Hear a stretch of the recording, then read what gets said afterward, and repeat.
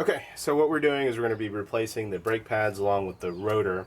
And the first step on all of this is just to make sure that your car is fixed in a fixed state whenever you're jacking it up. Part of this video doesn't have it, but make sure everything's on jack stands. The next thing you want to make sure is that we're going to end up compressing the piston back on this. So in the engine up here, there's a brake fluid reservoir. We're going to go ahead and leave it open. A lot of people make mistakes of thinking like, hey, you know, my brake fluid's low, but in all actuality, the brake pads are worn, the caliper or the piston's been pushed back in, and you know, we're gonna you know, remedy that by opening that up so nothing spills over. I went ahead and pre-loosened a lot of these. What you need is a 3/4 inch along with a 14 millimeter socket, and there's two portions. There's the caliper pin here, and then there's also another nut right here.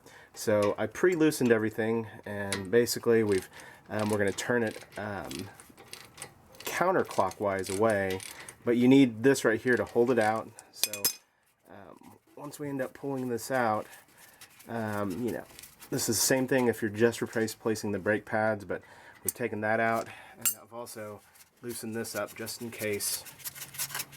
And the next step, what we're going to do is we're going to go ahead and pull this out right here, and then okay.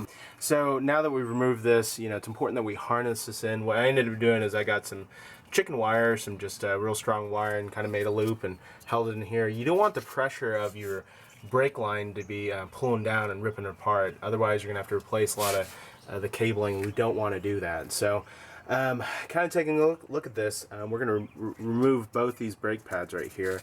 And what we're going to do is we're just going to shimmy these out right here.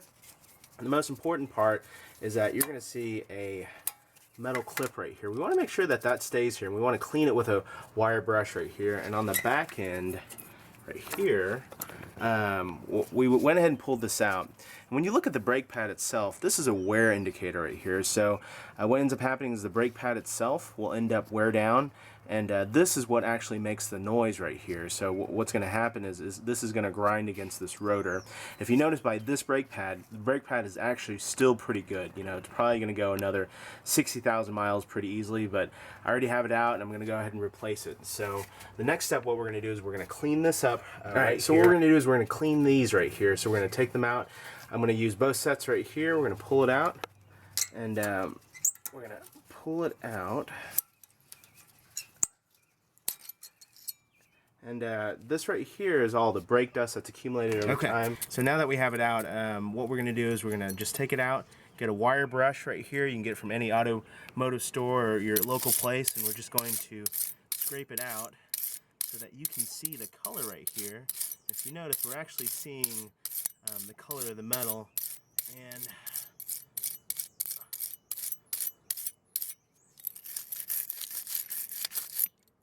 you're going to do that for both the top and bottom side. This really, you don't really need to clean up, but I just like to make sure it looks shiny.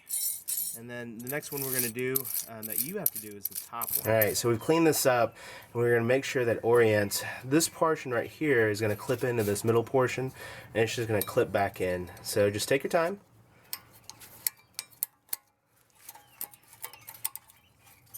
And make sure it clips back in.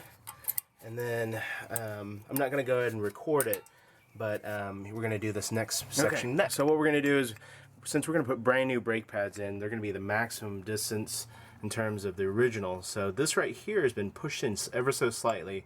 The old brake pads are still pretty good, but what we're going to do is we're going to compress that.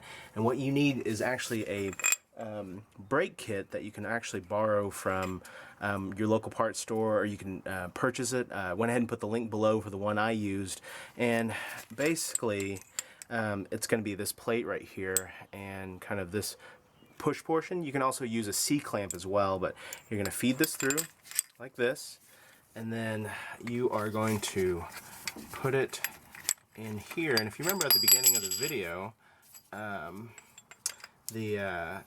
had you open up the brake fluid cylinder, and that was just because you know, we're gonna push this in.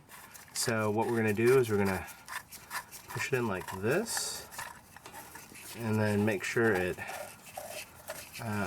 gets enough friction, and then you're gonna turn this right here so that it pushes it in, and just take your time.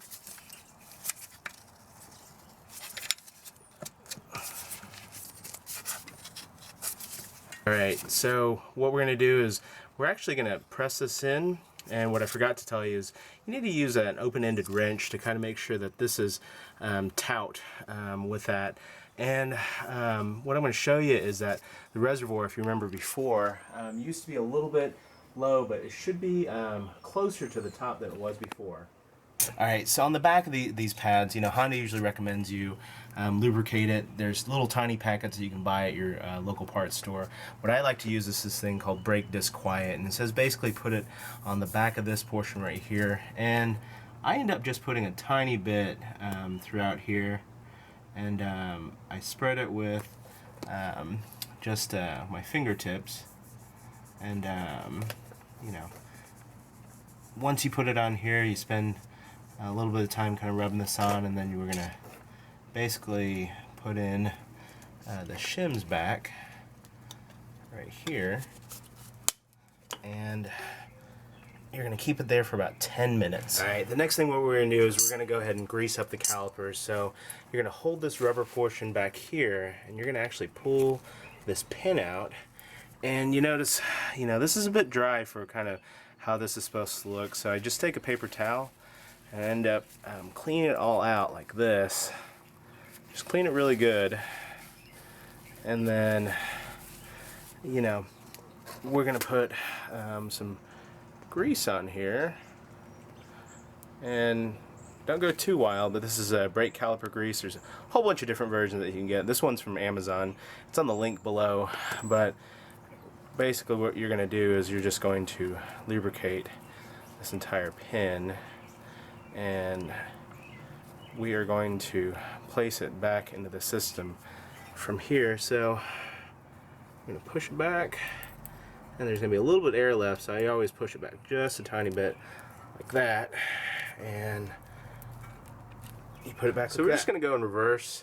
Typically we're going to put a little bit of silicone here and here. I'm going to put that on a little bit later because I need to go actually buy some, but it's going to slide in just like that on one side, and then it's going to naturally slide in on the other side as well.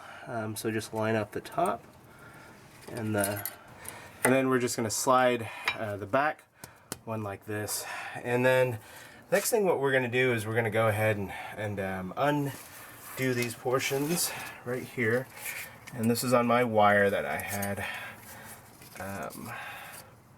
rigged a little bit earlier.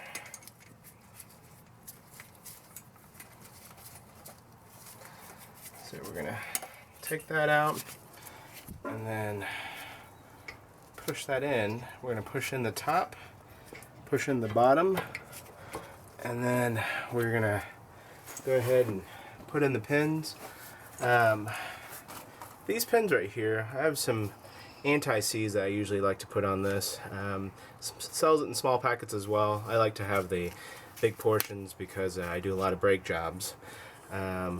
We're going to wipe a little bit, and the anti-seize is just a nice way to kind of make sure that these come out a lot easier out in the future. So we're just going to tighten this, and there's some torque specs you can do.